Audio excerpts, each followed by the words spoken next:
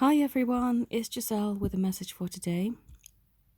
Today I want to focus on how our perspective really is the thing that makes us afraid at times. And that it's true, there is nothing to fear but fear itself, because if we expect to be fearful, the fear is what we get. And the example I want to give relating to this happens sometimes, not all the time, but a few times, and particularly with the same people. When I do readings for people, I come from a neutral place. It's like I am a bird that observes the world. I'm not the worm being attacked that's on the ground, that's been eaten by a creature.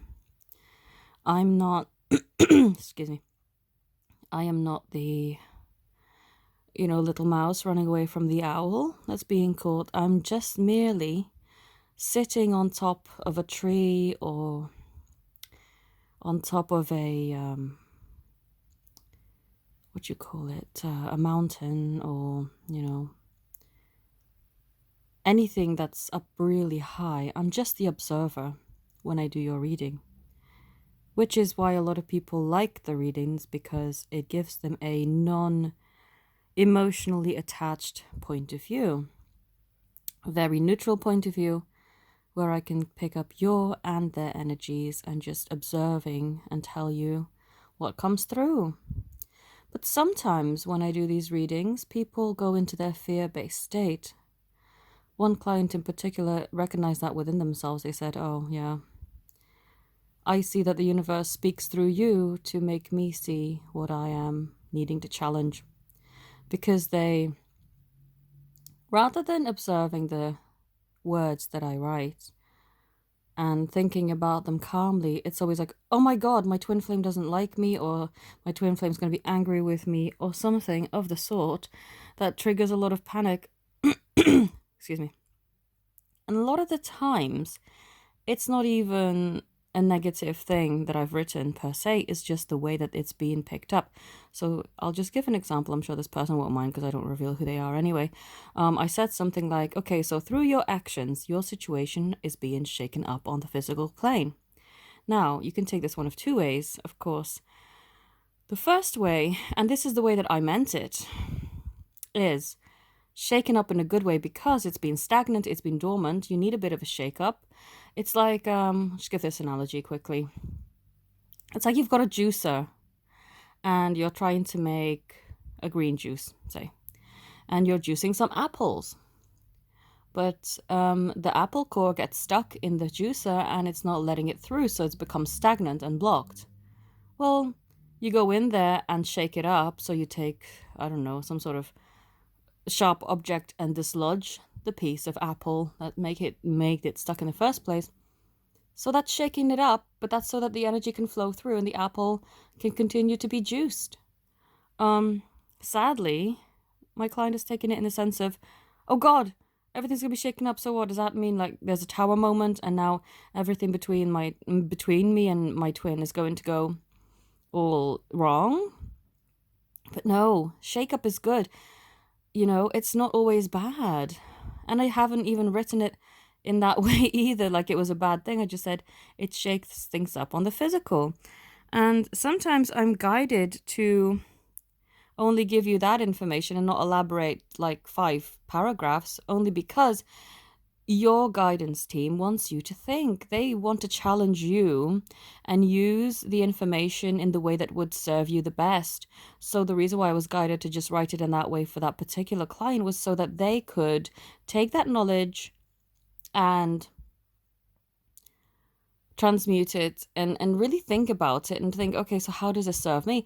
Use their internal system, their guidance, as a compass, a guide, a lie detector, and feel what feels good. You can view all sides of the argument. You can ask yourself, okay, so is this shakeup a good thing? If you feel yourself, you feel balanced and happy, and that feels like your truth. Or is it a bad thing? You feel upset, you feel violently just disturbed by it. Well, then that is not your truth. And really, excuse me, this is also why a lot of people are susceptible to different kinds of energies. You know, I've done a lot of research and a lot of reading lately as to why I'm now using my mediumship skills for completely different purposes. I don't entertain people who've passed over anymore, and I'm doing that for a very good reason. One that I won't go into in this video, but, you know. And a lot of people I speak to, especially when I go onto the psychic phone lines, they want to either cling on to the grief and me to connect to their their passed away loved one, or they are saying that they've got hauntings and weird stuff going on in their houses. And have I ever experienced that? And I said, no. I said, why not? Are you special? Why don't you get hauntings? I'm not in that vibration. I don't perceive the world from a fearful energy. And even if I saw unusual things, like I have done in the past, it doesn't scare me. I remember when I used to see people who'd passed over when I was little, excuse me, and the people I would sort of tell that story to, they said, well, when you're not scared. No, I'm observant. I'm not scared. I think I've just lived too many lives to have fear instilled in me.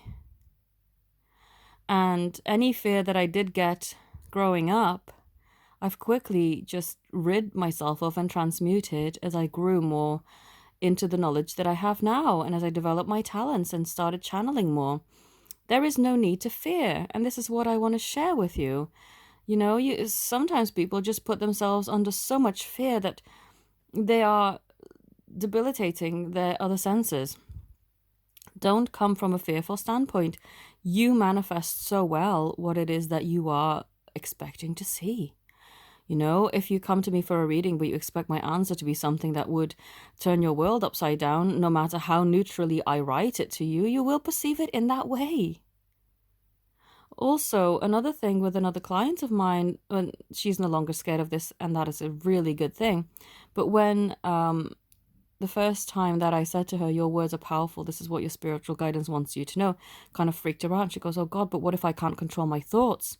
What if I cannot control my manifesting powers? I said, look, but this is a great thing. You can come from a very scared standpoint where you're like, oh God, what if I do something wrong and manifest that instead? But no, you can actually transmute that. And I'd helped her do this through healings, is to transmute the energy and not give power to, oh, what if I do something wrong, and come from that fearful place.